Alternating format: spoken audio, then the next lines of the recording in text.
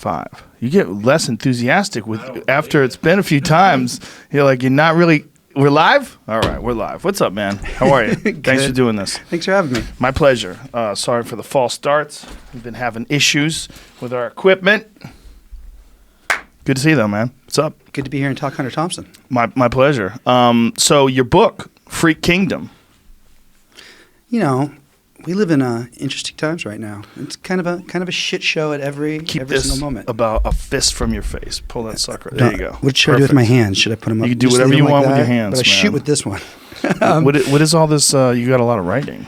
Well, when I wrote the book, I wanted to make sure my sentences never sounded like Thompson's sentences. Right. But so I didn't write out a lot of his sentences. But this morning, before coming on, I went and got some of my favorite quotes and just wrote them out longhand to get a sense of what his perspective was and rhythm was again. Didn't he do that with The Great Gatsby? He did it like a few times. Yeah. He did it by hand. He like typed it out. Yeah. I love that idea that he was trying to find like the rhythm of the words. That's such a fascinating notion because comedians do that in the early days of comedy. Like a lot of guys, in like before they ever start going on stage themselves, they'll imitate their favorite comedian's bits. Like they'll do a Richard Pryor bit.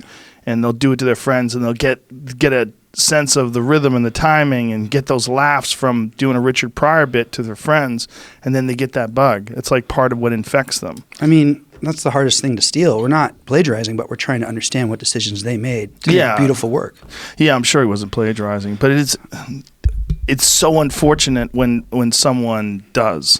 Yes. You know, when you have someone, whether it's Hunter or Richard Pryor or anyone who's just got a truly exceptional and unique mind. Or someone who doesn't, like our president, and decided when he ran in 2016 to plagiarize Richard Nixon's 1968 convention speech in Miami. Did he do that? Directly. Really? Yeah, that was the headline in the fucking Times. It said, Nixon's inspiration. I'm sorry, Trump's inspiration, Nixon is the one. So the line's about crime and like barbarians at the gates, crime, law and order, those were all from Nixon's shitty but successful 1968 Miami convention speech. And Thompson knew how effective that was. Yeah, I wonder if he did that on purpose because he was so good. The one thing that Trump is so good at, he's so good at getting the media to talk about him. Exactly. And like one of the best ways to get the media to talk about him was give them something to be angry about that no one else is going to give a fuck about. He was like, oh, Melania plagiarized, but I plagiarized better from Nixon. That's right. Thompson would have loved it. Melania took some lines from Michelle Obama's speech, right? Yeah. Well, if you plagiarize Nixon, that's okay. I mean, so Freak Kingdom, the book about Hunter S. Thompson, I mean, it's really about taking the fucking emotion of living in this present, looking back at Thompson's career, and then trying to write it like a novel to dramatize all of the experiences he went through that are today so applicable to us, and just show his perspective that's so applicable to us today. What do you got here, Jamie? From New York Times. It's Donald Trump's convention, but the inspiration, Nixon. I was like, you're running on Nixon? That's what you're running on? There are some parallels, you know. I mean, do you remember when Hunter got together with Bill Murray and Bill's brother, and they did that thing where they were trying to get people to Nixon got a bad deal, we got to bring him back, and people were going along with it. Oh yeah, that's a good Yeah, I do remember. Yeah. Remember that? Yeah, like that. There's a lot of parallels with Trump in that regard. I mean, one of my favorite quotes by Thompson is like, Richard Nixon is, with his Barbie doll family and his Barbie doll wife, is like America's answer to, it's America's Dr. Jekyll to Mr. Hyde. Like, he is the werewolf. He speaks to the werewolf in us. Yeah. And Nixon chose to hide that werewolf his whole career until it finally came out because he was insane with power. Trump ran on the werewolf. He's like, no, I'm not going to hide it. That's who I am. That's what I'm going to use to try to get elected. And like George Wallace did, like other politicians did, it had resonance. And it happened with Trump because of our media environment, because of the place we live in now, to amplify him all the way to the most powerful position in the world, which is insane. It would be really fascinating to see if Hunter was alive and in his prime now, how he would. I think his take on it would be very similar to Matt Taibbi's. Like Matt Taibbi is, in my opinion, our more reasonable, more put together version of Hunter Thompson because he's more sustained, disciplined, more long career version of Hunter Thompson. Well, he's like rational and he's there all the time.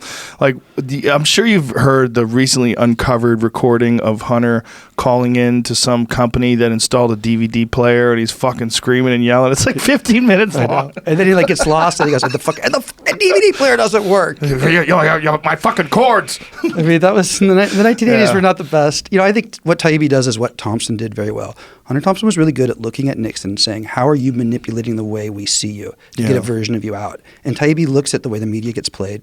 He looks at the way that an administration manipulates the media. And he dramatizes that while everybody else just gives us the information the administration's giving us. And that goes back to Thompson with Nixon. Thompson had space when he worked for Rolling Stone. And he could write about how Nixon made everybody watch his speeches, the press, on a closed circuit television. And they made the press, just like Trump, off in the corner when the plane arrived, being berated by everybody. It's very similar to what is going on now. And again, we see people giving hot takes or we see people doing op-eds. We don't see people dramatizing how manipulative these corrupt administrations are and were. And Thompson did that beautifully. Taibbi does that beautifully. Was Nixon being berated by the press? Is that why he chose to have he thought he was. I mean, he was a crook, so he doesn't want the press to investigate him. Like, he was a crook with San Clemente, like his loans with Bibi Rebozo and all of that. He was a crook the way he used the IRS to investigate his enemies. He was a crook when he tried to break into the Brookings Institution to destroy and bomb evidence. Like, he didn't want the press around him because he had committed very serious crimes. And I think that's similar to what we see now. I mean, as people have said on the show, no president wants a journalist, digging into their lives specifically because you don't want chumminess with journalists. But I think Trump and Nixon both knew they had so much to hide that to actually have a journalist like Hunter Thompson, who was a good investigative journalist, to have a journalist like Matt Taibbi around, that's dangerous for them. They'll go to jail, which Nixon should have. And Trump perhaps should. Well, who knows what's going to happen? How'd you get involved with writing this book? Well, I mean, I've always loved Hunter S. Thompson, and how'd you get exposed to him? I was 17 years old in a Catholic high school at Bellarmine College Preparatory up in San Jose, and we had a counterculture writing class, and so I read some of it in there, and then a friend had an audiobook of Fear and Loathing, and so I just remember the first time hearing that old audiobook of Fear and Loathing, and we're somewhere around Barstow on the edge of the desert. And then in my 20s, I really got into Strange Rumblings in Aztlan, which is about a conspiracy within the Los Angeles Police Department regarding the death of Ruben Salazar, a prominent journalist. And I read that and I'm like, oh my God, dude, this isn't somebody that's just dancing on stage or like performing a road narrative. This is an investigative journalist who's going to the most powerful people, exposing things they don't want us to see, and in a sense risking his life to do so, because he says in Strange Rumblings in Aztlan, which is in Rolling Stone in 1970, he says, if they're willing to kill Ruben Salazar, who was the most prominent journalist in Los Angeles, you could argue at the time, what the fuck is to stop them from killing me, Hunter Thompson, for asking these questions? Well, I think that's what a lot of people are saying today with Jamal Khashoggi. Jamal Khashoggi's death has got a lot of journalists really freaking out. Like, what am I doing if I'm criticizing world leaders and talking about international politics if this could happen to me? Political violence is effective because it's used to silence either opposition or journalists. And so for me, writing this book, and I tried to dramatize it like a novel, it's quick. It's like only 210 pages, and then it's like 100 pages of notes. So I cited every sight, smell, or sound so that somebody that knows Thompson really well can be like, where the fuck did you get this information? Right. And somebody else can, if they have questions, just go back and look. But long story short, for me, the crux of the book was in Chicago in 1968, where Hunter Thompson had a press pass. He went to the Democratic National Convention. On Wednesday night, Mayor Daley gave this order to clear the intersection at Balboa in Michigan because there was a protest going on, 10,000 people. Thompson was standing next to the Haymarket Inn, which was on the ground floor level. It was a plate glass window. He was standing with delegates from the Democratic National Convention, standing with their wives, and the cops charged. They did like a double pincher formation, like Hannibal and like Kumai in like fucking 100 BC, and they split the protesters in half, beat everybody, hit Thompson over the head. He got his motorcycle helmet on just in time. So he's not concussed. He can see everything that's going on. And the entire plate glass window behind him shatters. Everybody falls in. Cops jump in, are beating everybody. And he's looking around, and he's sure that snipers on the roof are going to open fire at any moment. So he runs to the Blackstone where he's staying across the way, shows his room key, gets beat up by the cops as he's trying to get in. He goes, I live here, goddammit. I'm paying $100 a day. Let me in my fucking room. And he barely gets in. And he just sits on his bed afterwards and he says, they knew I was press. They saw my press pass. They hit me because I was press. And if that's where we're at right now with journalists, if political opponents and journalists are being clubbed to keep silent and to not respond, then this is not the democracy we know. Yeah, his ex-wife talked about that as being like one of the only moments where she saw him cry. For 2 weeks. He just cried afterwards for 2 weeks. He couldn't stop. It's crazy. Wow, there was a crazy time, right? I mean, that time is very similar in a lot of ways to what's going on today. It's just today there's just so much more information and so much more. So people have so much more of an ability to communicate. Yeah, and I think it's almost easier to coordinate violence. I was just talking to the head of the Proud Boys, Gavin McInnes's group, Enrique Tarrio, and he's like, he's using the language of the left. He's like, I'm a victim. I can't buy groceries. They've taken my bank accounts, my platforms. But when he talks about violence, he's like, who the fuck are you, Antifa? Like, you're 120 pounds and wet. Like, if we have civil war, you're going to lose. And I was sitting next to him during the podcast. And basically what I said was, if we have a civil war, you're going to be hit by sniper fire from the fucking roof. You're not going to be in a fist fight with Antifa across the way. And I think there's this idea on the right that we can push towards violence and we can get very close to it with our rhetoric or with our actions, but that it won't spread, like the conflagration won't keep going. Yeah, I don't know if that's isolated to the right. I mean, with Antifa on the left too. And that's why I love Thompson was as hard on the left as he was on the right when he wrote. And that was so important for his intelligence as a writer. But I think just even the left and the right in general for a lot of these people is just an identity and a gang that they belong to. And I don't think they really understand violence. You want to talk about violence, talk to a military guy. Yeah. Talk to someone who really understands what violence actually is. And they don't have this empty rhetoric like these fools do. Exactly. There's a lot of these people that are calling for violence. Like, no, you should be calling for camaraderie. Yep. You should be calling for communication. We should be calling for some way we could all work this out where the civilians, the civilization that we live in, that we all can get along together, and most people don't want to impede you from living your life and doing what you want to do. Most people, vast majority. Hunter Thompson believed in working within the system. He believed like it might be a fucked up system, but you can still run for sheriff in Aspen. And he believed once you resort to violence, that means the conversation is stopped. Yeah. And it disfigures you. So he cried for 2 weeks. That was the most surprising thing for me researching this book and writing it, was to see how much the violence affected him that he experienced at Chicago. And you can speak to someone who's done MMA fighting, who's been punched in the face as hard as somebody can punch you. Most Americans haven't had that. And that changes your ability to articulate something back in that moment. It means if that's political, if it's a police officer or a political opponent that uses violence instead of an argument to respond to you, we've left the realm that we recognize, and we're not going to be able to communicate even in the limited way that we're communicating right now. And Thompson knew that. So that's why after Chicago, I love that he went back to Aspen. And he's like, I'm going to run for fucking sheriff. Yeah. I'm going to do a mayoral campaign in Aspen. And that was brilliant because it was his way to control his environment, knowing that Mayor Daley's not listening to his nonviolent protest. Richard Nixon is not listening to his nonviolent protest. Thompson needed to find another avenue to try to work within the American system to make things happen. And a great contrast is his good friend, Oscar Zeta Acosta. There's a wonderful PBS documentary, Rise and Fall of the Brown Buffalo, by Philip Rodriguez, a great director, and it's Acosta's life. That's who Dr. Gonzo is based on. In Fear and Loathing. And Thompson had more advantages than Acosta, and Acosta was being pursued by the LAPD, was eventually set up by them. And for him, working within the system, he ran for sheriff, wasn't an option. The cops set him up for a high-speed bust. The cops had undercover agents from something called the Special Operations for Conspiracy, which was a fucking department in the LAPD at the time.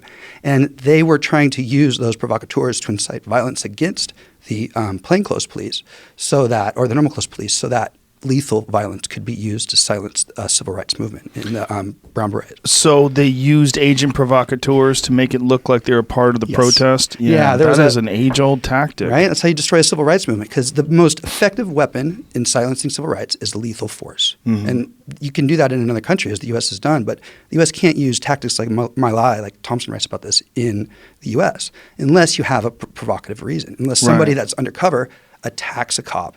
And so the cops then, like what happened on August 29th, 1970, during the moratorium riots, can just flood East L.A. and kill whoever they want. They blew Ruben Salazar's head off with a tear gas gun. Wow. Yeah, those are darker days when you couldn't communicate as well. And I think that's one of the reasons why Hunter decided to run for sheriff in Aspen, is that he felt like he could control that area, like, it would have a direct impact on his life. The local politics have a real impact on your day-to-day existence, whereas what's going on in Washington, for the most part, it's not affecting you if you're living in Woody Creek. Yeah, I mean, there were people that had Nixon's point of view in Aspen who were like, let's develop this valley beyond what it can hold in terms of its environment. Let's imprison hippies because they are going to take away from our tourist, economy. Let's, not have or not adhere to normal, like, civil rights laws. And so Thompson, in a participatory democracy, almost a Jeffersonian democracy way, ran for sheriff by emphasizing personal agency and most of all trying to get out the youth vote, like people who had left the political system but were living in Aspen. A lot of people like hippies who had fled the cities in the late 1960s and were living, in the West. And he got them involved, and they should have won the mayoral campaign with Joe Edwards. That Thompson was the director of that, and they lost by like 6 votes. Then when he ran for sheriff, it got really bad, and he talks about this in Fear and Loathing on the Campaign Trail later, is that a few nights before, both parties, the Democrats and the Republicans, freaked out. And so the Democrats said, all right, we'll kind of throw our weight behind you, the Republican sheriff, and then you Republicans will throw your weight for county manager behind our candidate. And so Thompson ended up losing by like 200 or 300 votes. And so in Fear and Loathing in Las Vegas on the Campaign Trail in 1972, he's at the Nixon campaign. Nixon's giving his acceptance speech at the convention. Thompson's with the Nixon youth who are about to do a demonstration. And he says, like, I'm not a journalist. You can't kick me out. Like, I'm a political observer. He's like, have you ever run for office? And the Nixon guy is like, no, have you? And Thompson's like, sheriff. And I would have won. But the liberals stuck it to me. And he was right. I love how he shaved his head too, so he could refer to his long-haired opponent. That was that debate. Like, so in the book, I recreate that debate a lot, like, because there's transcripts of it. That debate is brilliant. It is brilliant. Thompson is amazing at that. The guy's like, I've only used my gun once in 10 years, but I like to have it. And Thompson's like, well, if you've used it once in 10 years, maybe you don't need it. We could try not having it. And his gun rights views were very complex and changed after Bobby Kennedy's death, but he was so intelligent on stage with this sheriff who's like, I just want this job real bad, and like gulping, like, it couldn't, just was eviscerated by Thompson. Yeah. It's a really interesting, the documentary that follows the campaign, and when you get to see him, heart-fallen when he loses, and you got a sense of that there was real hope back then, like that if these guys could do that. And what's interesting now is, back in the 70s, they really did have a freak community in Aspen.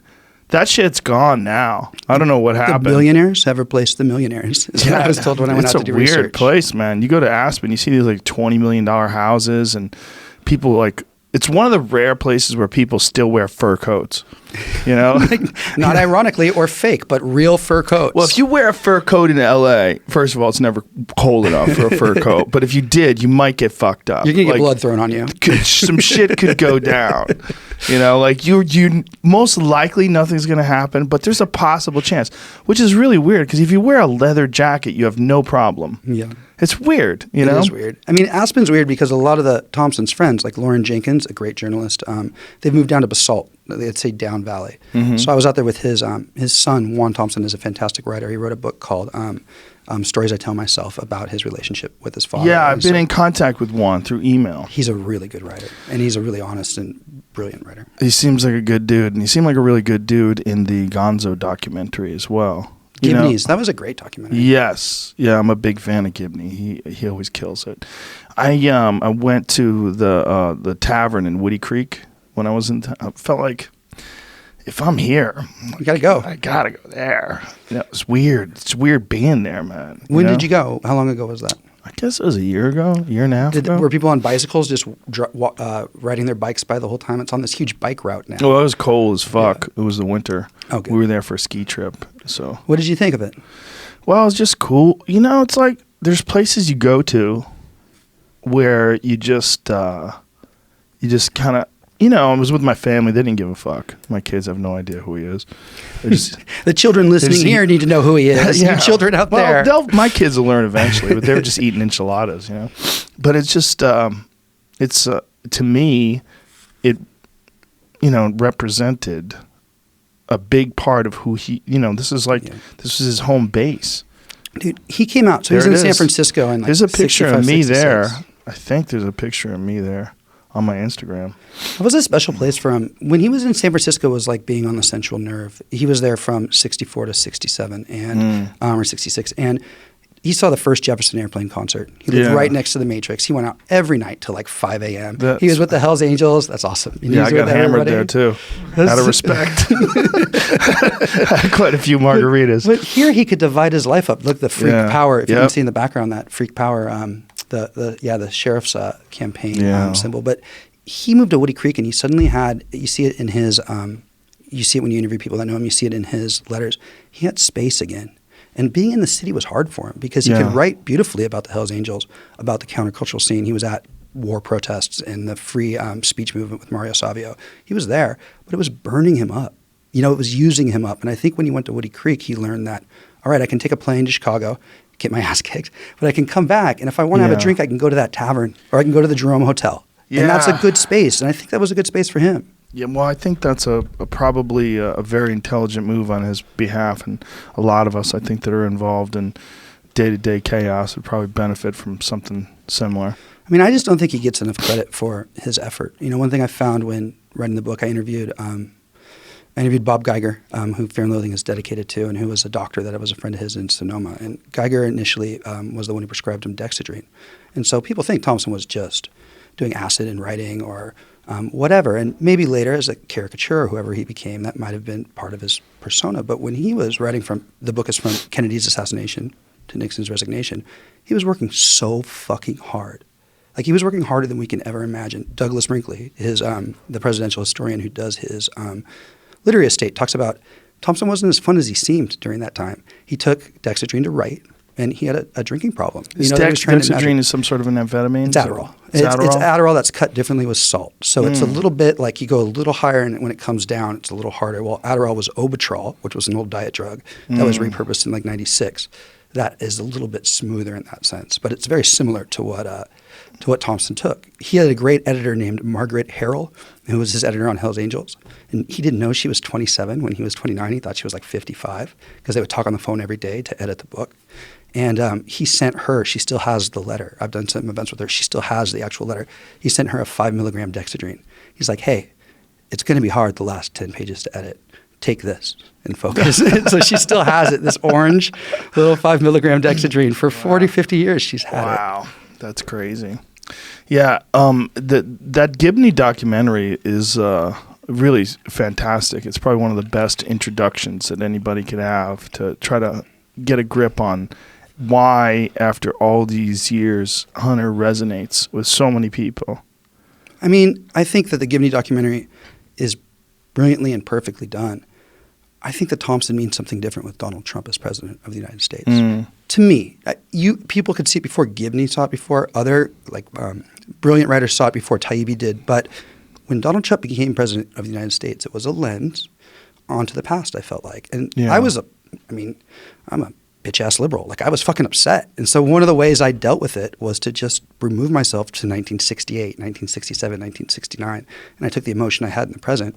And I realized that Thompson is such a voice right now for people that maybe don't know him, only know him through Fear and Loathing in Las Vegas, Terry Gilliam's film.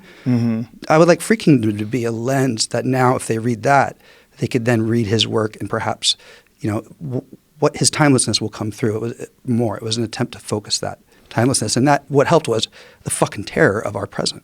Yeah, you definitely see the parallels in his work. You know, who also rings true like that is a lot of Bill Hicks stuff on the first Gulf War, and Bush as a president, and, which obviously people today would probably be dying to have Bush as president. The original so smart. Bush. He carried his book around for 2 weeks. At least he carried a book. Well, Herbert Walker, the older Bush, who was, much more of a reasonable gentleman. Yeah. Well, and that's our discourse today, too, where there couldn't be anything said reasonably about him when he passed away, or even about his wife. I mean, I think he's not very favorable right now, but one of Hunter Thompson's main influences was Norman Mailer. And I don't think Norman Mailer writes well about women. I think Thompson wrote better about women. Thompson didn't just What's often the write criticism about women. I'm not familiar with. Well, Mailer, whenever he writes about a woman, it's like he's watching the Nixonettes get off the Nixon airplane, and he's like, there were 33 redheads, like 5 had long legs like this. Like, it's like, Mailer, you didn't need to write that fucking passage. You're writing about power and people more extreme than you. So I think Mailer writes beautifully about men that have more power than him. And so he writes about 1968 in Chicago, where Thompson didn't, because Thompson was beat up. And he writes about that moment of where Thompson's being beat up. I'm confused, but what is the criticism of the way he's writing about women? Just he's describing them physically? The male gaze is that he stabbed his wife. He stabbed his wife in the heart. Did he really? Yeah, with a penknife. What? Yeah, he went to With a Bellevue. knife? He went to Bellevue for 14 days. It was in 1960. That's it? He missed it. Yeah, no, he did a psychiatric evaluation instead of going to jail. What? I think they stayed married. What? Yeah. Boy, what a reasonable lady. Yeah.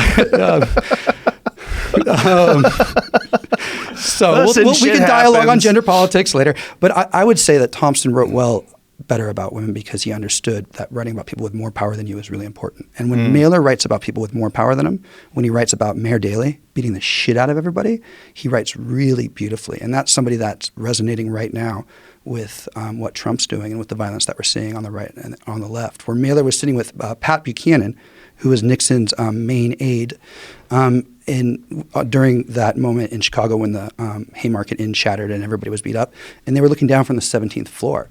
And Mailer's thinking like, well, this is what happens if police take over society. And he writes beautifully about how the police came and split the protesters because he's so high up writing it. It's gorgeous. And Buchanan would write later like, I knew then Nixon was going to be president of the United States because if fucking Hubert Humphrey, that gutless old war healer, can't control his own convention and his own party, how is he going to be able to run the country? And so as soon as Chicago's violence erupted, the Nixon campaign knew they'd won the election.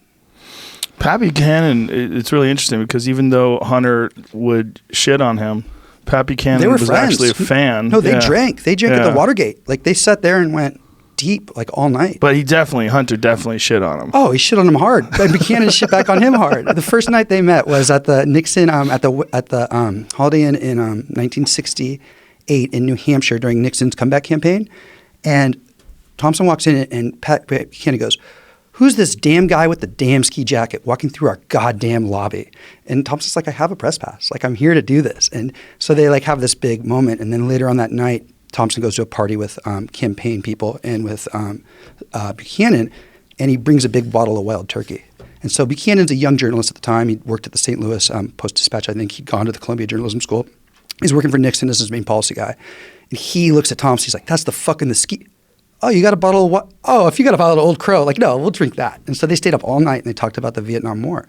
And Thompson, talked about how it disfigures us to be in a foreign war that's unjust and it destroys our democratic ideals to be doing that. And Buchanan was like, containment, nuclear war, we're trying to get out of it. And they listened to each other till dawn, like that first night that they met.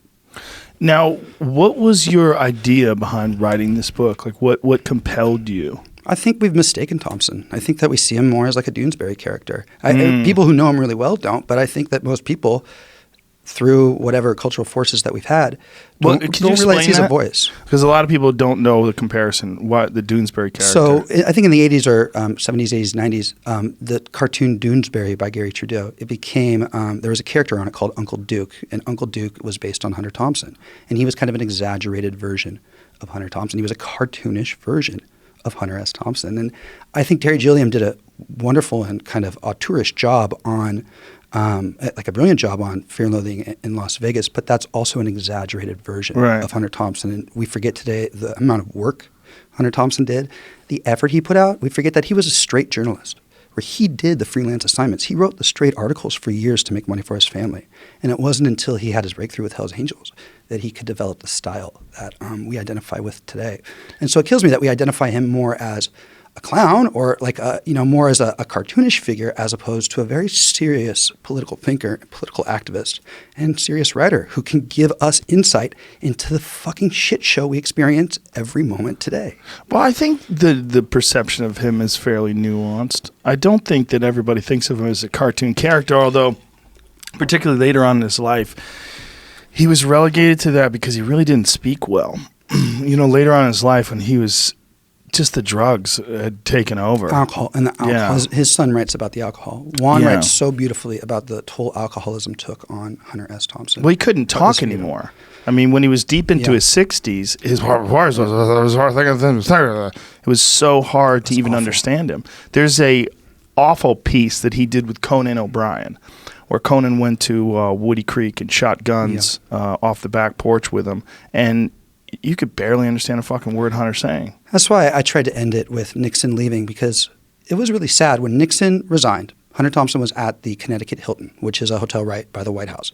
Annie Leibovitz, the photographer with Rolling Stone, was calling him and saying, "We need to get to the White House. Nixon is leaving. Like, he's going to get on the helicopter."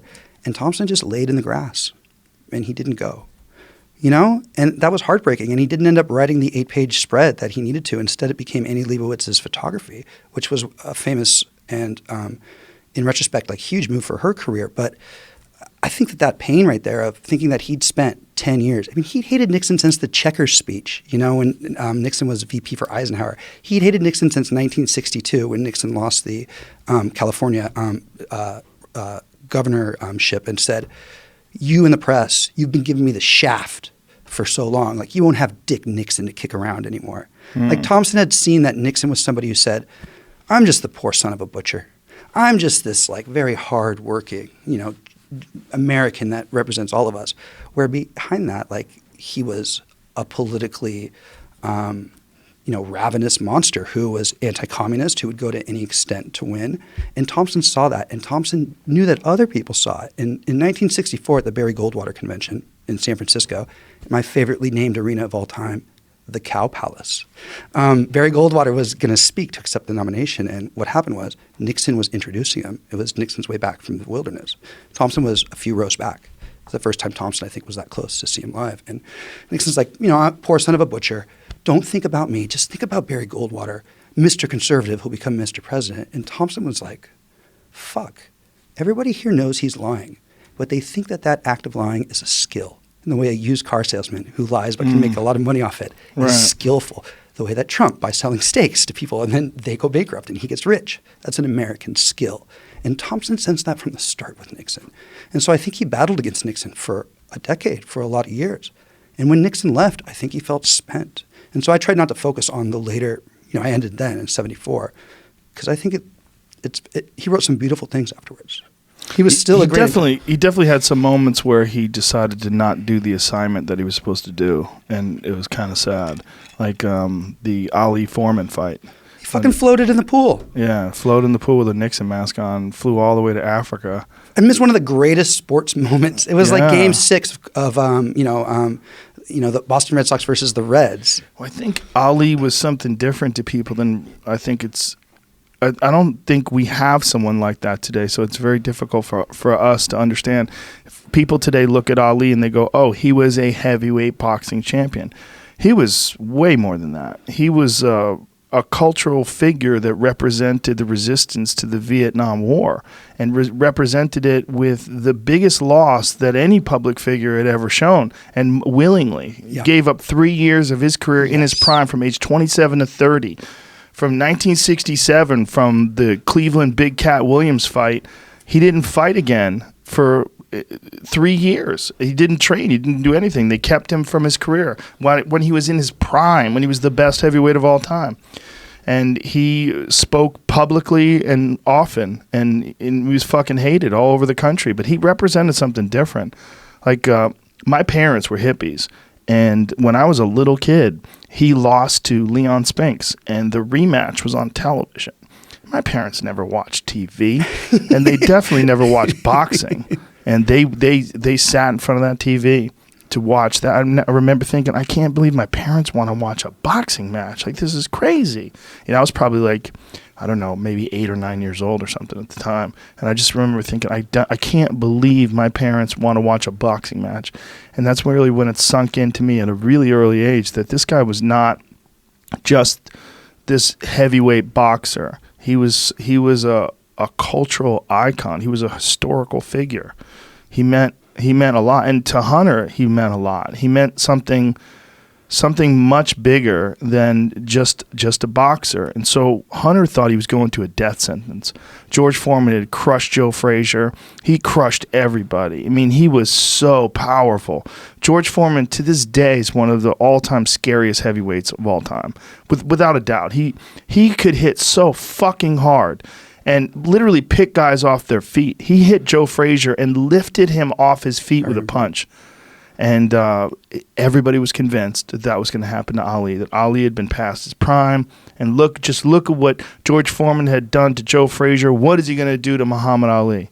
And Ali just rope-a-doped him until he got tired and then fucked him up in front of the whole world. That's one of the greatest athletic moments. I mean, we forget that athletes like Curt Flood, you know, they risked. Who's that? Curt Flood was the American baseball player who challenged the reserve clause, because in baseball you weren't allowed to get free agency for another team. And Curt Flood was this great player, and he was like, I'm going to sit out and I'm going to wait. Athletes like Colin Kaepernick, they've sacrificed their career. It's not the same with Muhammad Ali, who was like Babe Ruth and Barry Bonds and like everybody combined at that one moment. Right. But he was risking, it's the opposite of Trump. Trump used his celebrity to become this even more mangled version of himself and get more power. Ali used his celebrity to speak for his virtue and his value and his beliefs. And like Thompson was really good at understanding what people sacrifice, what people have to give up, the wager, you know, between what that act will be, what the results will be. They may be later, but he knew that. And so his respect for Ali for giving up those years of his prime, you know, was enduring. Thompson came back from that fight and he gave his son Juan boxing gloves that were Ali's boxing gloves. Wow. Yeah, it's a very, very unfortunate that he missed that fight, because it would have been fascinating to hear his take on it. I mean, I'm sure he would have been so moved when he saw Ali win. But it wasn't, I mean, that's a good point. It was indicative of, I think, the stress and the pressure that the last decade of covering Nixon had taken out on him. Well, there's a little bit of that, but let's be honest, he was also kind of a fuck-up. I mean, when he was writing for Rolling Stone and they gave him that early fax machine. Mojo. Yeah, and he would fuck that thing up. He would unplug it and plug it back in. He would do it just so he could go to the bar and say, this thing doesn't work. But that was the end, I think, of his arc, where he was still on point. He was still playing the role of a serious journalist, and he would use that persona as a fuck-up. And there's letters by Jan Wenner being like, you cannot turn in your articles 3 hours before we go to press. I know you made it. This doesn't fucking work. And so he was beginning to break down then. But he was also, I think, on the tail end of his decade of being a journalist who had met every deadline so that he could fucking feed his family and he could afford Owl Farm. Like there's moments where before he got the contract for Hell's Angels in 1965, he was ready to be like a longshoreman. He was going and looking for work in the mornings in San Francisco, you know, to try to support his family. He was willing to give up writing. And instead that article blew up. And all these beautiful letters began to arrive at 319 Parnassus, where he lived at the top of the Haight-Ashbury in San Francisco. And, you know, that opened up his chance to continue being a writer. But money was the main motivating factor. And so I think once money unfurled, once alcoholism, I think, took its toll, and once he couldn't walk around anymore at a political convention without people just like grabbing his shoulder and saying, you're Hunter Thompson. Right. Once that happened, I think things began to change. Yeah, that's one of the things that he talked about that I thought was really interesting, that he became a part of the story. It wasn't just that he was covering stories. He couldn't be anonymous anymore. He was, in many cases, more famous than the people that he was covering. Yeah. You know, like when he would go to meet Nixon, all of Nixon's Secret Service agents wanted to meet him, and they wanted to get an autograph from him and shake his hand, and it was just too weird. Everything he got. And then there's the alcoholism. Now, alcoholism, look, it's a depressant. It wrecks you. And if you read, you know, me and Greg Fitzsimmons on a podcast once read off that one journalist who had detailed Hunter's daily routine. Yeah. And so we read the daily routine and they put a techno beat to it. It's fucking hilarious. Yeah, that's a sad. So it's so funny because those seem funny, you know, now, but they're kind of a death knell. Like, I mean, that daily routine, that was the biography Hunter. It was in that. And it's heartbreaking. I mean, we got to remember that the dedication to Fear and Loathing in Las Vegas was he who makes a beast of himself gets rid of the pain of being a man. And I think the world was painful for Hunter Thompson. I think it was painful to see powerful people abuse the weak, you know, and like take what they wanted brazenly without being held accountable. I think it was hard to deal with shitty editors who cut half your fucking essay on Nixon or half your story and made it into something that had nothing to do with the effort that you put out. Yeah. You know, I think it was hard to pay your bills and, you know, live the way that you wanted to live. And I think a lot of that gets undermined. And I just want people to realize how much effort he put out, especially during those years where he was like, all right, I want to be a great journalist. I want to have a voice in our society. I want to participate in our national conversation. My only path towards that is to work harder than everybody else, to be at places when things happen and when they matter. And he sacrificed a lot for that, but he was there, and he's a voice and a light that we can have in this moment, which is another troubling moment in American history. Yeah, his voice was very unique too, in that he decided to combine fiction with nonfiction in a very weird, blurry way. I think it was so. One thing I think of is he usually gives you a cue where what he did was he dramatized. People didn't dramatize. Well, and so, wait like, a minute. He made shit up. He didn't just dramatize. Well, this is what you talk about. There's a rumor. The witch doctor. Yeah, hey, I didn't say that he did Ibogaine. I said there was. This is about Ed Muskie's campaign. I said there was a rumor in Milwaukee that he did Ibogaine. I started that rumor. Yeah. I mean, that's what he says. But what he said that on the Dick Cavett show, remember? Yeah, later. And I think Matt Taibbi on this show talked about it well, where one thing is that Muskie was already out of the campaign when that came out. Muskie had already lost. And so Muskie had been a fucking monster and a terrible person on that campaign. And so Thompson used that version of Muskie and wrote, as Taibbi said, in a very straight way, the Ibogaine story. Mm-hmm. And so if you had a sense of irony, you kind of knew, like, you're not really thinking that this is a guy who did Ibogaine. So I think there's cues in there for a listening audience. But what I think is even more, I think he dramatized the way other people didn't. He would say, I look left, I look up, I see. He came down to me, and then he said, people didn't write like that in journalism. They didn't go step by step, and he did, and that was really important. What I think is more important than the Ibogaine story, so the Ibogaine story in the background is Ed Muskie was the frontrunner for the Democratic primary in 1972. He fucked up his campaign. Afterwards, Thompson talked about how he had heard that there was a rumor that this candidate was doing Ibogaine, which is like ayahuasca. He said that no, it's not like ayahuasca. It's not. No, it's very different. It's not a hallucinatory. It's a self-examinatory.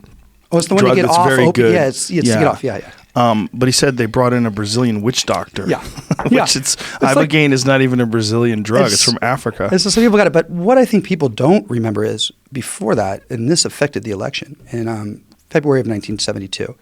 Thompson was in Florida. He was on something called the Sunshine Special. It was a whistle-stop tour that Muskie, the front-runner, had a good chance to beat Nixon, poll numbers-wise, was going all the way down the Florida peninsula on to try to win the Florida primary. And Thompson was like, this is the most disgusting thing I've ever seen. Like at every stop, Muskie gave the same shit speech. It's like, somebody should be your president, namely me. And it was repeated. The reporters were like, fucking, this is terrible. Muskie was secluded in the back of the car. He didn't interact with anybody. They had his political operatives come out and make everybody like sing the song like about like Muskie, like sunshine in his hands, the whole world's in his hands. It was terrible. And so that night, Thompson pulled into a Florida town. It was the second to last stop. And he and this young political reporter named Monty Chitty were going to get a drink at 2 a.m., and this guy walks into the lobby. He's like 6'6", 250, Peter Sheridan.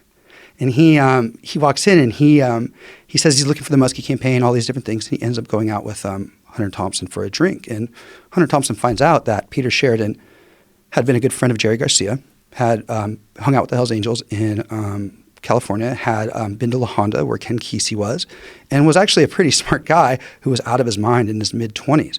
They stayed out and drank all night. At the end of the night, Thompson's like, so what are you doing tomorrow? Where are you going? And Peter Sheridan was like, well, I'm going to Miami. And Thompson's like, we are too. You don't have to hitchhike. Fuck that. And so there's a really good journalist, Outlaw, it's called Outlaw Journalist by Bill McKean, another Thompson biography.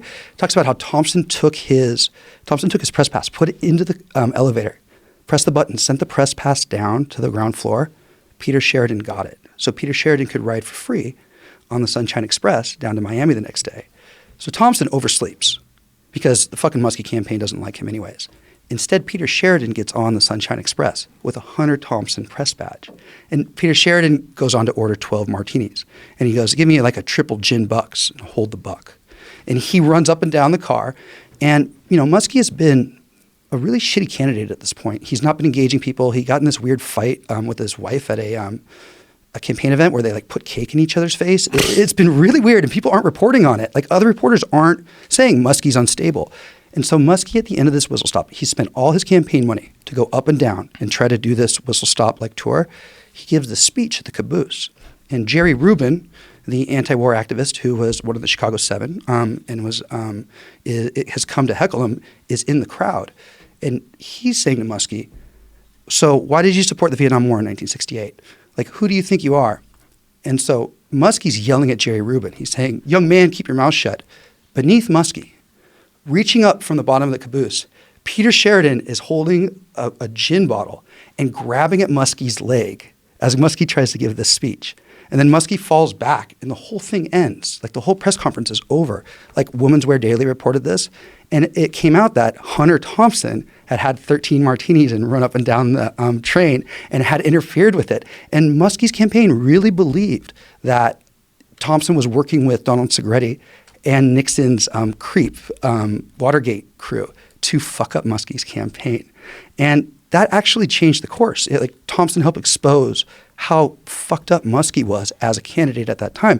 And Thompson had never forgiven Muskie for being on the pro-Vietnam War platform at the 1968 convention. And so we talk about the Ibogaine aspect of changing the campaign, but that report and the way that disseminated through media, the way it was picked up by other newspapers, really did help change the people's perception of Ed Muskie, Big Ed Muskie, as Thompson called him at the time.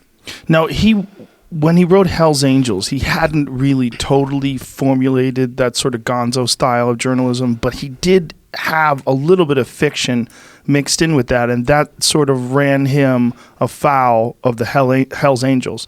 They were very upset by that, right? Like he did write some things in there that they claim were not accurate. I think that when it came to Hell's Angels, what Thompson did really well is what Joan Didion did really well. He took the way the media was portraying somebody and he stripped that off and said, this is who they actually are. This is what they're actually doing.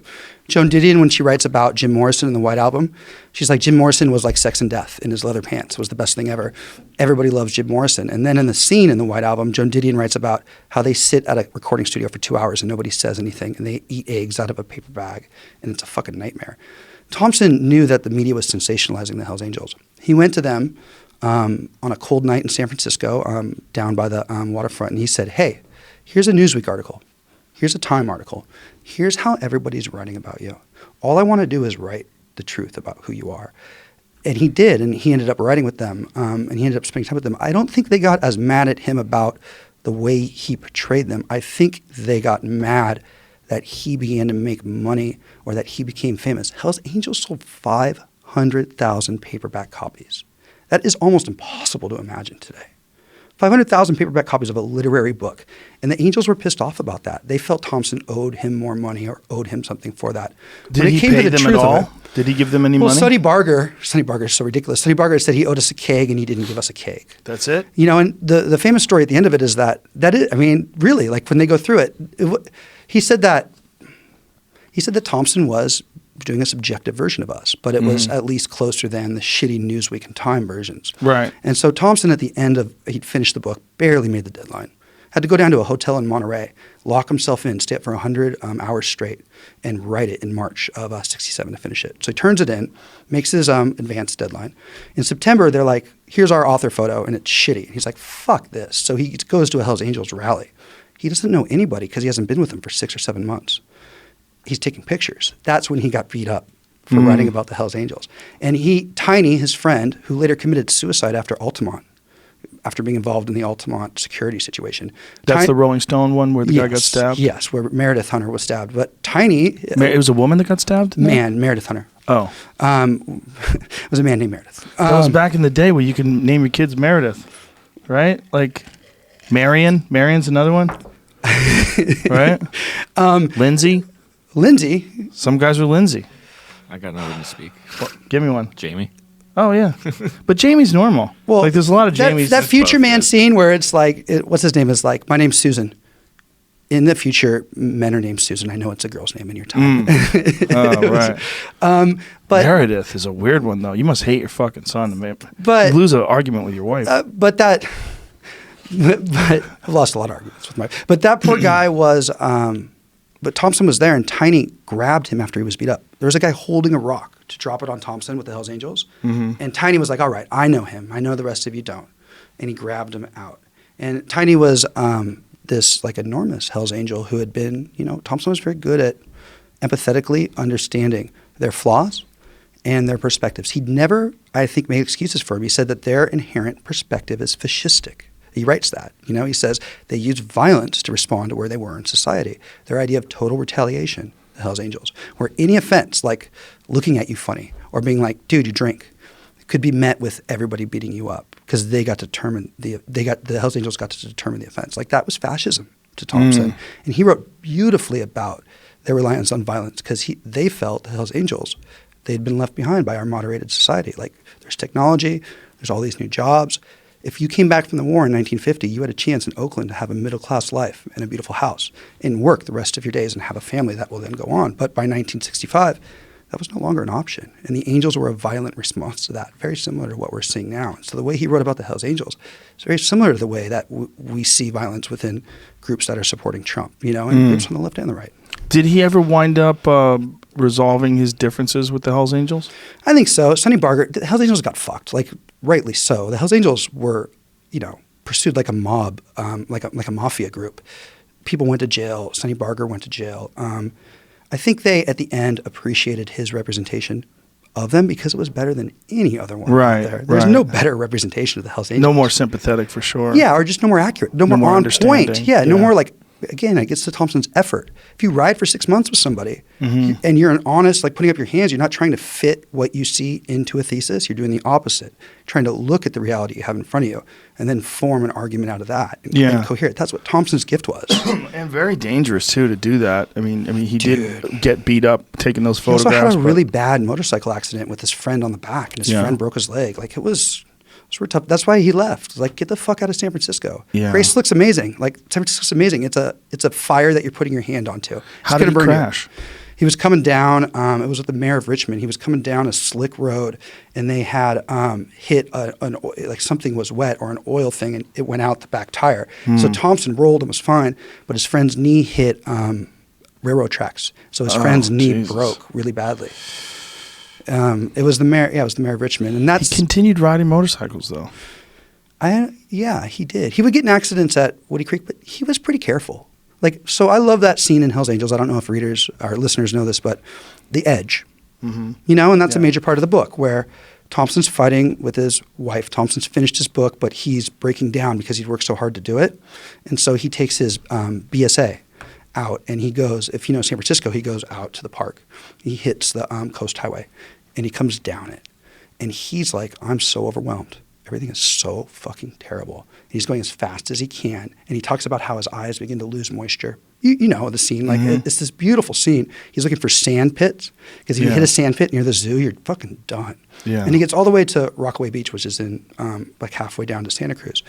And he turns around, and what he talks about is when he's at 100 miles per hour, and I think he was near death. I think he was really overwhelmed. He says, the edge, the only people that know it are the people that have gone over. The rest, the living, don't have any understanding of it.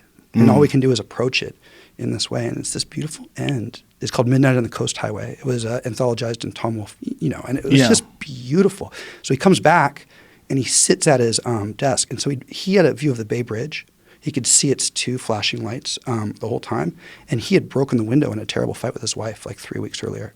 And so he sits at the broken window, and he writes out that scene right away with his eyes still scoured of moisture. Wasn't the broken window when she wouldn't give him a gun because he was on acid and he threw a shoe through the window? So there's three versions. So I do it, and then I give the 3 versions in the notes. So I go with the 3 versions that I've heard. Like, I heard it from... Did you ask her? She wrote... I really respect Sandy, like, deeply. She wrote at the... a few years ago, she said, I'm done giving interviews about Hunter S. Thompson. That was my life that it was then. Right. She's given so many interviews up to this point. Yeah, good for her. She says that exists. And so I wanted to respect that more than anything. And just use the information that I had already. Yeah. And let the reader know, here are 3 other versions. Here's the best version I could make. Dramatized, look left, throw, do this. Did you talk to Anita? Anita's been great. I had to talk to Anita later, but the book ended so early that I did. There's a beautiful article. Anita's his second wife for folks. Yeah, and Anita Thompson is. She runs Owl Farm. She runs kind of his legacy. She does the Facebook page. She does a wonderful job. And what is Owl Farm today? Does she still live up there? Yeah, she's going to make it into like a writer's retreat. Nice. She's doing a wonderful job, make it into a writer's retreat and also a museum. And it's taken a while, but to honor his legacy as a great political thinker and writer, like a great literary light. But since she didn't meet him till the 90s, I wanted to focus on the time that I was in. And so I think talking to Bob Geiger, his friend then I was really lucky. Bob Geiger's in his late 80s, and he was able to go through because I believe if you interview somebody, you need to read everything that exists already. Yeah. You need to read everything they've already said. You don't want to ask them questions that, when I do interview for research, that they've already supplied answers to. Yeah. So with Bob Geiger, I could see the holes or things I didn't know, and I was able to sit with him. Talk about throwing a football with Thompson. Talk about taking the dog to the beach, like all these other things. The football thing is an interesting thing because he was obsessed with football, and that's one thing that he shared in common with Nixon. And so when they went, one time they were going to the airport, and he hitched a ride with Nixon, and Nixon wanted to talk to him about football. And he said, "Let's just not talk about politics. We'll only talk about football." And so he talked for the whole ride. It was in 1968. Pat Buchanan had helped set it up. They worked it out that week. They'd become friends. And so they come to Thompson. They're like, all right, the boss is going to take a plane to Florida. You can come and talk to him. And that Thompson's is so a freelancer. crazy. And so later Thompson said, later it was like, they told me not to talk about anything about football. But earlier Thompson said, like, I was just really awkward. Like this fucking guy, they're both in the back bench of a Mercury. And so it's before Secret Service, so it's just a cop driving. And it's like Pat Buchanan in the front, and it's Thompson and Nixon, and they're right here next to each other. And Thompson's like, well, earlier in the night you'd said that, the Oakland Raiders had a good shot to beat the Packers in Super Bowl II. Can you talk about that? And he was like, Nixon's like, my good friend Vince Lombardi had told me to watch out for the AFL because they pass. They can be very effective. And so Thompson then remembers that guy, Bob Geiger had been a professional quarterback. He had taken Thompson to his first football game. And Thompson had said, NFL is better than the AFL. And Geiger's like, shut the fuck up. Let's go to a Raiders game. And they went in 65, and the Raiders won on this beautiful pass, Tom Flores, beautiful goal line pass. And Nixon was saying the same thing. And so then at that moment, Thompson's like, oh, yeah, it was the Miami guy, Miller, who'd caught the pass. And Nixon taps him on the knee and goes, you're right. And goes, oh, what a beautiful moment. And Thompson's just like, what the fuck is going on? So Nixon apparently they were talking about college draft picks and all kinds of crazy shit. Nixon was deep into it. It was the only moment Thompson said that he knew Nixon wasn't lying. Was when they could talk about football in that instant. It's fascinating when people they're so diametrically opposed to each other, but they find common ground. Thompson did a great job of that, and I think we've lost it today. I mean, you have to listen to the other side to if you politically want to beat somebody like Pat Buchanan, if you want to defeat his tactics, if you want to defeat him, you need to know how he's thinking and what he's doing. And Thompson knew that Buchanan was listening to the left to defeat them, and so Thompson listened to Buchanan. What led him to move to Colorado? Oh, he was losing his shit in San Francisco. It was that night on the fucking motorcycle. But how did he choose Colorado? So this is a great story. In the early 60s, Thompson had a chance to drive, some sort of cargo, like a friend's car out to Colorado on his way to San Francisco in 1960. He ended up doing a road trip up and down San Francisco after he passed through Colorado, but he stopped in Colorado because he had to drop off a friend's car, and there was a woman there, Peggy Clifford, who was a journalist and was his good friend at the Aspen Daily Times. And she was older. She saw him after driving 20 hours. She's like, hey, come in my house, hang out. And she lived right in Aspen and Woody Creek. And so then in 1963, after Sandy was pregnant, Thompson came back from South America where he was a reporter and did a wonderful job reporting on how democracies were falling apart down there. Him and Sandy wanted to move west because the National Observer was the newspaper Thompson worked for. They wanted to give Thompson a position to be a Western reporter. He was thinking of going to San Francisco, but instead he chose to stop first where Peggy Clifford was, stop in Aspen and Woody Creek. And so he was living in Aspen and Woody Creek from August of 1963 to February of 1963. And he was there. This is where Freak Kingdom begins. He was there when John F. Kennedy was assassinated. And he's sitting in his living room. It's 10 a.m., 11 a.m. Pacific time, and he gets a knock on the door. And it's this rancher named Wayne Wagner, which is an old Aspen family. And the rancher's like, the president's been shot. What's more, he's been murdered. He's dead. And Thompson just lets out a sob. Then he begins to fucking swear. And then he fucking calms down. And he goes downtown Woody Creek. He goes to Aspen. And he just gets notes from people, what their responses are. And so when he then went to San Francisco to become the correspondent for the magazine that he was working for, he was having a tough time. He was already wanting to flee. Because he got Hell's Angels, he was able to stay in San Francisco longer, report on them. But by 1966, 67, he was like, this city is not a good place for me. He has a great quote about like what would have happened if he stayed in San Francisco from 67 on. He's like, no, I would have burned up. Like I would have been immolated right there. Yeah. And so when it was time to leave, he thought again of Woody Creek and of Aspen, which was so different than it is now. And that was the place that he decided to move and rent for a little while at first. But then because of the success of Hell's Angels, he was able to buy Owl Farm. Aspen's very different, but Woody Creek is not that much different. Woody Creek is still pretty. It's great. Yeah, But Salt and Woody Creek are great, dude. Yeah. There's a place called The Temporary. They did an event with Juan Thompson and I like did a reading at it, and like a lot of Thompson's friends were there. So I'm like, I'm some fucking young, like I didn't know Thompson. Like Right. I'm an interloper, you know, like I'm out there, and it was really great to talk to everybody that knew him and to go through it. And that's why this book almost killed me, because I did a note for every sound, smell, or sight or comment. Like if I wrote, and then at that moment Thompson felt, what the fuck am I doing here? I had the quote where he said, I looked around then and I felt, what the fuck am I doing here? And I had that in the notes so people could see it. And it was because I wanted those people that knew him well and respected him and trusted him to not think that I was in any way trying anything but to make good art off of his life and who he was, trying to respond to my fucking view of Trump right now and my love of his work in this moment. Why do you say it almost killed you? It's not possible to write a narrative and then also cite every detail of the narrative. So each day I would spend 9 hours researching and outlining with citations. I wanted to write it like a novel. I wanted to be like, you know, and at that moment I felt like the machine oil from the bay was coming off. I wanted to write it vividly. I knew that I had to support all of that. And so I would spend 8 or 9 hours every day just on the pure arrangement and research. And then for the next 6 or 7 hours or 8 hours, I would write the narrative. And then I'd sleep for 5 or 6 hours, you know, and I'd get up and I would do it again. And I did this for 4 or 5 months, you know, after I was deeply into it.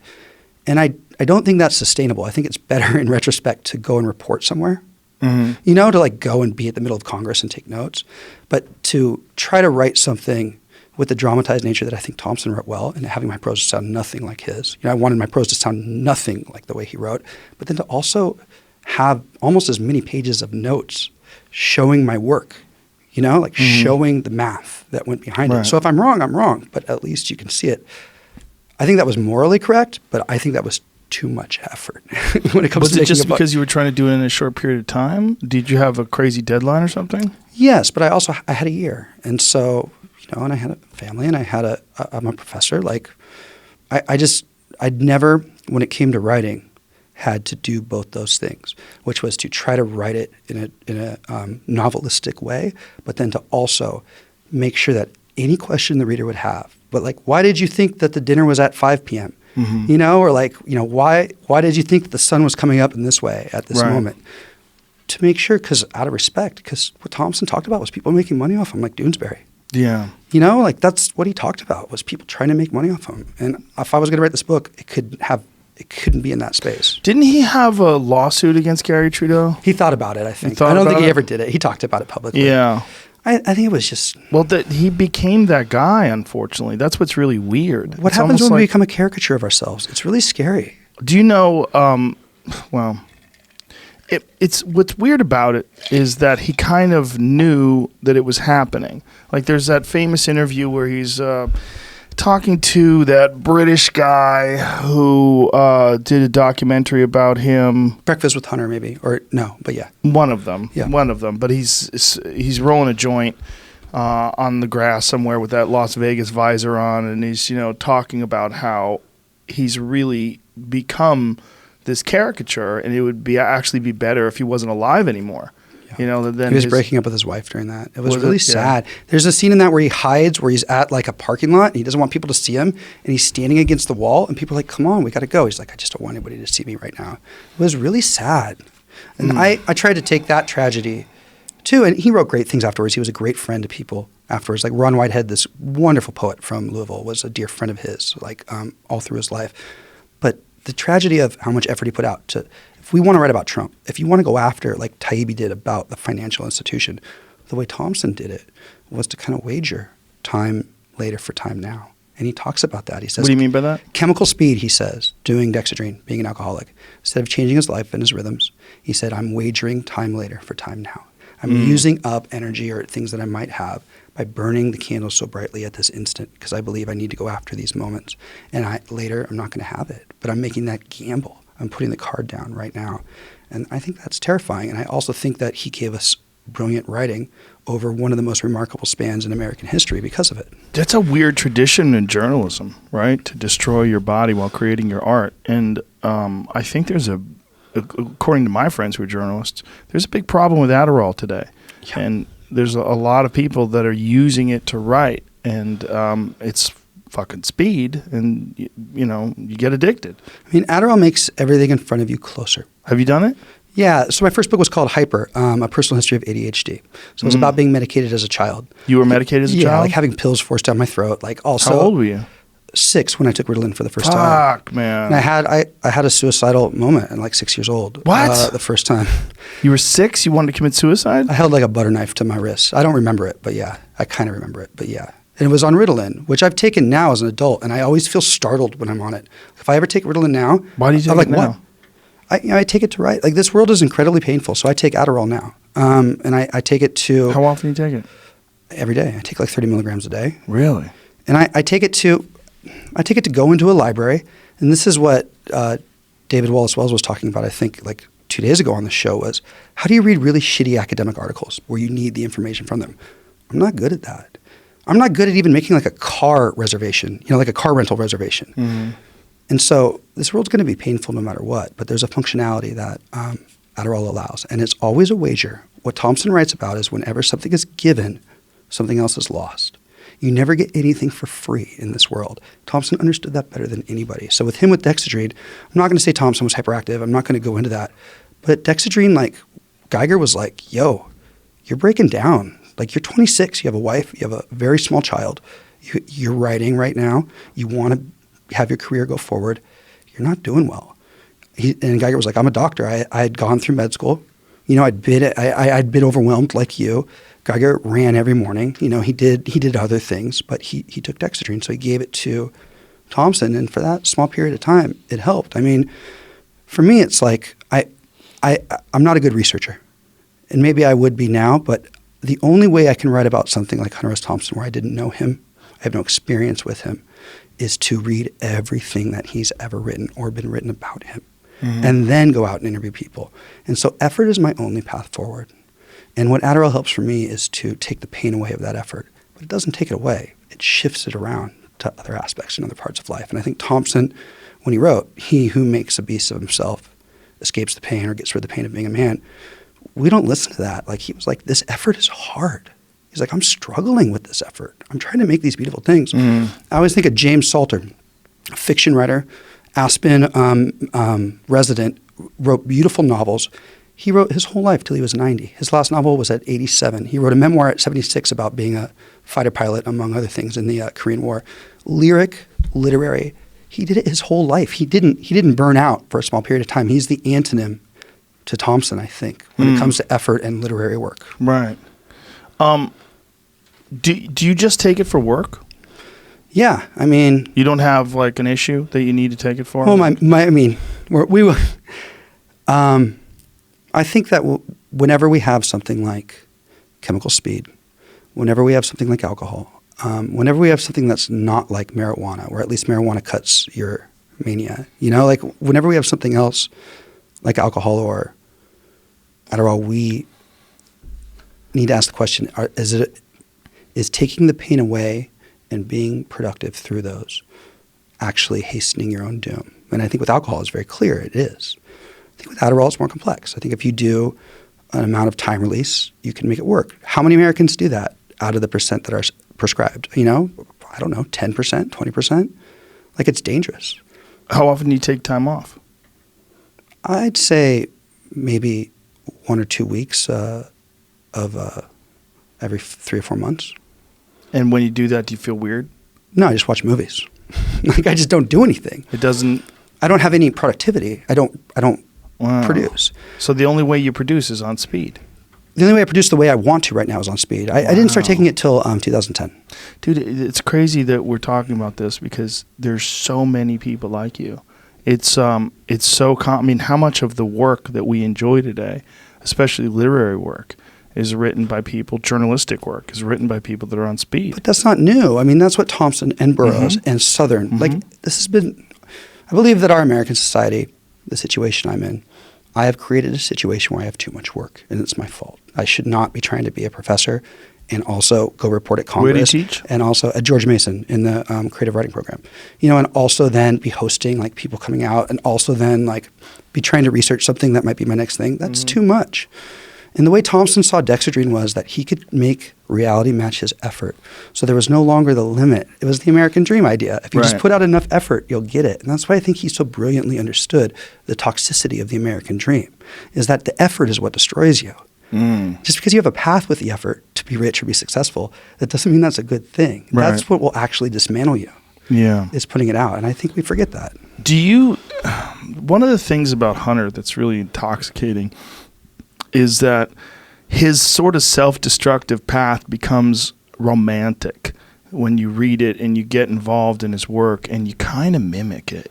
You know, it's that's the greatest fallacy. I think what he was trying to say with self-destruction was that this was an incredible threat to our American democracy. No, I don't mean that. I mean his. There's no romanticism to it.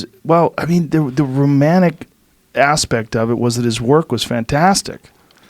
I mean, but it was till it wasn't. It was fantastic till it wasn't. Till it wasn't. I mean, so he understood. He lived within the failure. Until it wasn't. But he spent much more time within the consequences of that binging than he did within the success of the binging. Right. And that, I think he knew that. In his letters, it's really beautiful and heartbreaking. And in his writing, too. I mean, I think that's what's been missed about him, is there's no romanticism in self-destruction.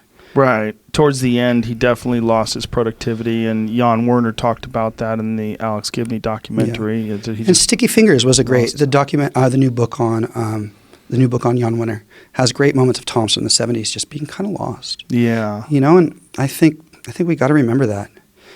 We have incredible times in American history. We have times that are going to burn brightly, and it's up to each writer to decide how they'd like to burn next to it. And if they're going to burn brightly, they may not have other times. And that's, I think, an American thing where you can wager that bright flame, which means you may have nothing left afterwards. But Thompson knew that he may have to live in that kind of afterlife. Juan Thompson writes about it so beautifully in Stories I Tell Myself. There's some footage of him when he was writing for, I forget what newspaper. Was it somewhere in the Pacific Northwest?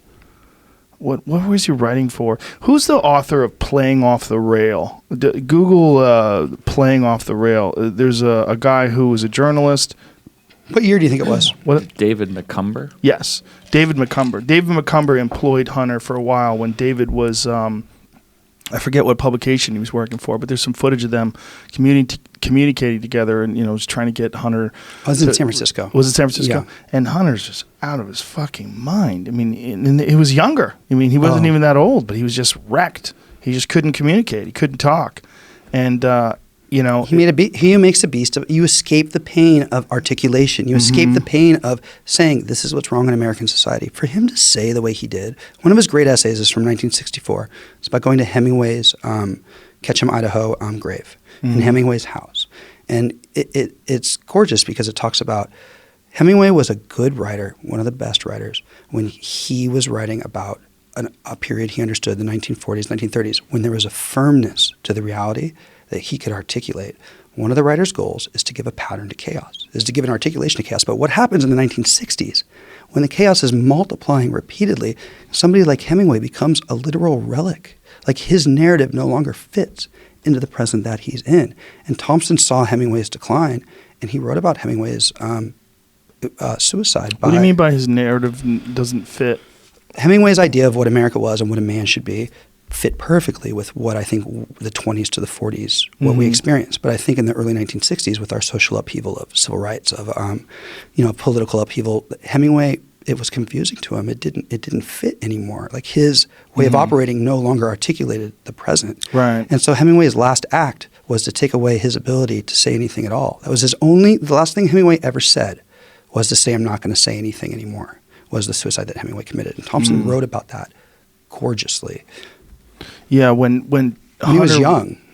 When he wound up killing himself, it was almost unsurprising. You know, when I read that he had died, I remember going, man, well, I guess, yeah. You know what I mean? I mean, it's like you knew that he was deteriorating rapidly. You knew that he had really bad hips. He had hip replacement surgery. The Ralph Steadman leg. Yeah, Ralph Steadman had drawn this very crazy image of him with the artificial hip, and it looked like pain. You know, I mean. But I think that it's not my place to even deal with that, because Juan Thompson's book writes about that moment where Juan Thompson was in the house. And that's his. And Juan writes beautifully about the stakes of it, how painful it was to the people that loved him. Of course. Everything about it, and how that, even if that's a logical outcome, that's not what needed it. So it's interesting. I would say read Stories I Tell Myself. That moment is so honestly and brilliantly written by Juan. No, I'm sure. But all I was getting at is that at the time of his death, you know, he was in just sort of he was deteriorating so badly. He was wearing diapers. His entire, because of his alcoholism, his ability to control his bladder was gone. And so Juan gave this wonderful speech at George Mason when he came out. And he's like, how do you write honestly about your father? And he asked the question of, like, should I include this detail? And he's like, if my father was alive, I couldn't include that. But that's why I chose, in a sense, to write my book when my father was dead, because I think my father would want me to write honestly, but also not want me to include that if he was still alive. And so he included that detail, and he talked about that, the struggle to include that detail, which I think brilliantly articulates what you're saying, which is the deterioration and the sadness of it. And I mean, we have finite amounts of energy or effort. We really do. We have to take care of ourselves. And if we don't, we will pay that price at some point. We're going to pay it anyways. We're all headed to the same place, whether we want to or not, you know? And so I think Hunter's a really terrifying and beautiful example of one wager of chips that were made for the 1960s and 1970s. And I think the best way to honor that is to, you know, apply the brilliance that he forged and carved to the situation we have right now with corruption, Donald Trump. An attack on American democracy, where American democracy is basically, it's like what Erdogan says, democracy is a train and we arrive at the station, we get off. Like they basically used the ladder to get to the attic, and now Trump's pulling up the ladder. And I think Thompson would understand that really, really well. And I think reading him now, whether you know him or not, helps you. And that's why I wrote Free Kingdom, was so that it can be a lens on his work going back or just on this present right now. No, but regardless of Trump, I think what he really represents is a brilliant historical time capsule. Yes. And he sort of captures that time period, that upheaval pre-internet where the world was in chaos like no one else. He encapsulated this very strange moment in history, which I don't think is nearly as strange as the moment we're going through right now. I think this is probably the most strange moment ever. Yeah. But he nailed it, and he nailed it in a very, very unique way that still today, I mean, well, that was another thing I wanted to ask you about. Why did him and Tom Wolfe, like Tom Wolfe got some of his tapes from some of the, was it La Honda? Yeah. The Hells Angels parties, and some crazy orgy that was going on, and he gave him the tapes to this. Like, what was all that about? So when Thompson was covering the Hells Angels, they believed the counterculture at the left in the 1960s, 65, 66. We're talking about Ken Kesey. We're talking about the anti-war movement, the free speech movement with Mario Savio. They believed the Hells Angels were on their side. They were fellow counterculturalists that are also outside of the ballgame. And so Kesey and Thompson were having a drink after being on like KQED or like some local TV show in San Francisco. And, you know, Ken Kesey's background is he was a wrestler at Oregon. He grew up on a dairy farm. He'd come down to Stanford to write for what is now the Stegner Fellowship, but back then was the graduate program at Stanford. He had moved up to La Honda on the success of his first book, One Flew Over the Cuckoo's Nest, and had just written another beautiful book. And so Thompson was like, yeah, I'm writing about the Hells Angels. And Kesey was like, yo, I'd like to meet them. Thompson was like, okay. And so Thompson knew how dangerous the Hells Angels were, or I think people either romanticized them or exaggerated their danger. But he's like, okay, I'll set them up. And he contacted the chapter with Kesey. So on August 7th, I think, of 1965, like the Hells Angels came to La Honda. Allen Ginsberg was there with Kesey. Alpert was there, you know, all the Stanford intellectuals were there. And they made a huge banner that says, "The Merry Pranksters welcome the Hells Angels." And Thompson rolled up with this is in the Gibney documentary. Thompson rolled up with his family. Juan was a child, a baby in the back seat. Sandy was in the front seat. And he pulled up, and what Thompson saw was Ken Kesey giving acid in red cups, like red keg cups, to the Hells Angels. Thompson was like, well, we're getting the fuck out of here. And so he grabs his wife and his son. They go to San Clemente, which is on the other side. They have like a big picnic. And on the way back, they're like, well, let's just check it out. Let's see what it's like. And they kind of pull in. He's driving this old like roadster. They pull in, and everybody's watching on a giant trampoline screen, like the 5-hour stream of consciousness footage from the Merry Pranksters trip across the U.S., which is what Tom Wolfe wrote about. And Thompson's like, all right, they're not eating each other's skulls. Like, we can hang out a little bit.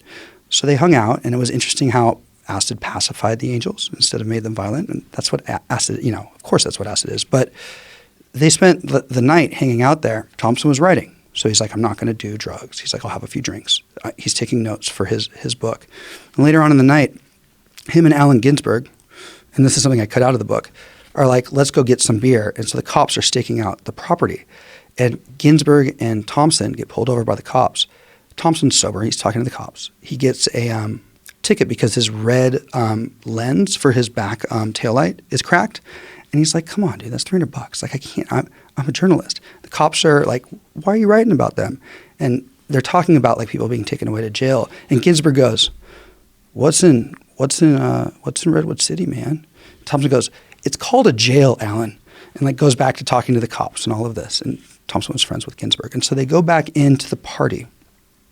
Thompson realizes that Neil Cassidy, who's blackout drunk, who was Dean Moriarty in On the Road by Jack Kerouac, that's the character on whom it was based, his 2 or 3 girlfriends, one of them is having an orgy with the Hells Angels at this cabin off to the side, and Thompson sees it.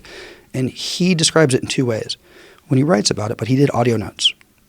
So he did audio notes of step by step. And he describes it as like just horrific, where she's barely awake. Like she's catatonic.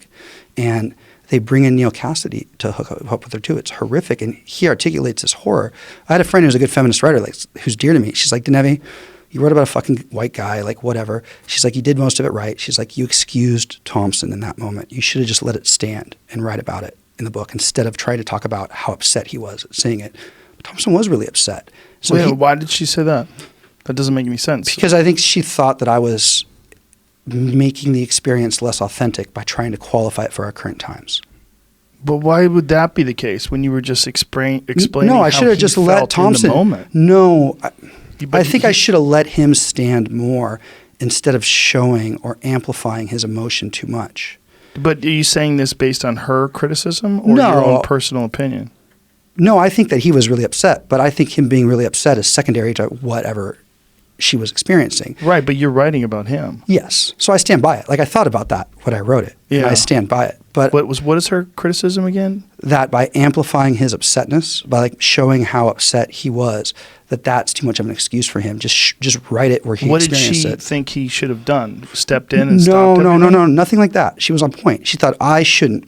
She felt the effort on my part to try to explain his upsetness instead of just having him be upset with one sentence and then go on. She thought it was overwriting. I thought it was a fair criticism, where I overwrote it. But long story short, Thompson goes back and he goes to Kesey and he goes, this is one of the worst things I've ever seen. And this is in the documentary. Right, but if that's the case, then why would it be that you were overwriting it? It doesn't seem like you overwrote it. I always worry I'm overwriting. It's one of my great fears. But I mean, if someone sees something like that, I think it's important that you accurately relay the emotions that they experience when they're watching a horrific event. I mean, he did describe it as horrific. But how much of it is my cultural perception of this moment that I'm giving too much to Thompson, and how much of it was what he accurately experienced? But he talked about it. So I think just giving his words instead of saying a little bit, going and okay, I don't know what you said. Yeah. And so, but he goes back and he, on his notes that night, these are the notes he gave to Ken Kesey. I'm sorry, these are the notes he gave to Tom Wolfe. Yeah. He says, but he gave him the recordings. No, I don't think there were actual recordings. No, I don't. I think that's wrong. That's what Tom Wolfe said. No, that's what one of the documentaries said. Tom Wolfe said he gave me the notes of it. So he gave me the notes of what happened. And Tom Wolfe, I know what those notes are, used those notes to recreate that scene in Electric Kool-Aid Acid Test. And so this is why we talk about truth. Later in life, Thompson some biographies might have said that he actually recorded the event. He didn't. He went back and he took these long audio notes of like shadow and light and the horror that he saw. No, that's what I'm saying. Yeah, he took the audio notes, the recordings. He made the recordings. Yes, and then he gave those to Tom Wolfe, and Tom Wolfe used those exactly. Yes. But some people have said that he put the tape recorder in the room. No, that's not what I meant. I meant he gave him the recordings. And they're beautiful. Yeah. I mean, like they're terrifying, but it's about like violence and shadow and light and horror. You know, it's a horrific scene that this is Thompson's brilliance at that age. He could, in an audio note, get the fucking images and details that he needs to express the nature of that instant. And so Tom Wolfe used those to create it himself, but then Thompson recreated it too, or wrote about it in Hell's Angels. Yeah. But in a more distant way than Wolfe did. Which is crazy because he was actually there. It's fucking crazy, dude. That was the first time Thompson ever took acid because he was so upset. He went to Kesey and he's like, fuck it. I'm not a journalist anymore. That's so horrific what I saw. Fuck it. He had friends that had told him that he's a personality where if he did acid, to go to the bottom of the well for him, you know, this would be a really horrific thing. And so he's like, I don't care anymore. And instead he just walked around and like was at peace. Like, it's always funny when someone tells you how you're going to react to a drug. Relax. Right? You're going to react to it how you're going to react to it. What was it like for you when you finally finished this? When you put the last page down and you knew you were done? I know that you, like me, share. We have an adoration for this guy. That's. I mean, he's one of my, for sure, personal heroes. I mean, the last image I wrote was one of the most beautiful things Thompson writes is something he didn't actually see was when Nixon's helicopter, he saw it on TV, left the White House lawn. What happens is that, giant helicopter with the white top and the blue, its wheels lose their pressure. So their wheels are, flattened at the bottom. But as the rotors begin to bring it up, they become elongated wheels that still touch the ground. Thompson wrote that image, and I've always loved that image. So I was writing that, in a sense, when I was at CPAC in 2018, last year. And I was walking out just after I wrote that, and Pence's helicopter was on the lawn right there and was lifting off. And I saw the wheels elongate just like that. And I just had so much respect for Thompson's ability we talk about fiction as a narrative writer, to detail that instant, and to detail the way that elongated and went. Yeah. And to have that be the emotion of Nixon finally departing. And so I felt, I gave it, I threw as hard as I could. I threw as many pitches as I could. I threw for as long as I can, and I hope that everybody knows it's my version of Thompson and that it's a version of Thompson written through the lens of Donald Trump, but hopefully that it's through the effort and through the detail, a version that might bring more people to Thompson, while also at the same time, for Thompson fans, being something that they can respect and engage. Beautiful. Well, thank you for writing it. Thank you for just highlighting who this guy was, and thanks for all your work, man. I appreciate it. Thanks for being a good fan and for highlighting his work, too. Your beautiful poster, we didn't even talk about it. The Aspen wall poster that you have right in here is just so gorgeous. Dude, I got Hunter shit all over the place. It's fantastic. Yeah. It's good. It's good. Yeah. No, I'm a diehard. For sure. Listen, man, thank you, brother. I'm so happy to be here. Thank you very much. Thank you. Thanks for doing this. Tell everybody the book, where to get it, how to get it. Freak Kingdom, Hunter Thompson's 10-year Manic Crusade Against American Fascism. It's available everywhere on Amazon. I'm at Tim Denevi on Twitter. And you should check out the Gonzo Voice Twitter hashtag, which has Thompson quotes all the time, which is great. And, there's a great guy on Instagram, too. There's a couple of them. Yeah, RX Gonzo. RX Gonzo and the Jackalope. He's another guy who's got a bunch of great... And Anita Thompson does a great job on Facebook. And, beautiful. If you are interested in Thompson, you don't know him, I hope you read Freak Kingdom, and that's a lens on his work, to organize it. And if you love Thompson, I hope you read Freak Kingdom, too, because that's a way to engage him again. Beautiful. Thank you, everybody. Bye. Thank you, Joe.